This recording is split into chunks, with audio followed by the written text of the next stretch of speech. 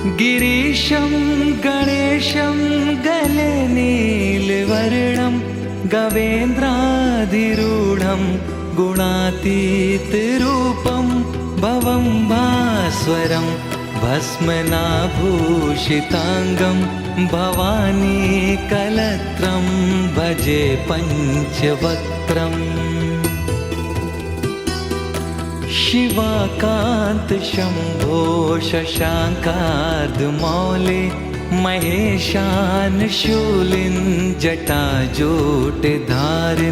त्वमेको जगद्व्यापको विश्वरूपः प्रसीद प्रसीद प्रभो पूर्णरूप।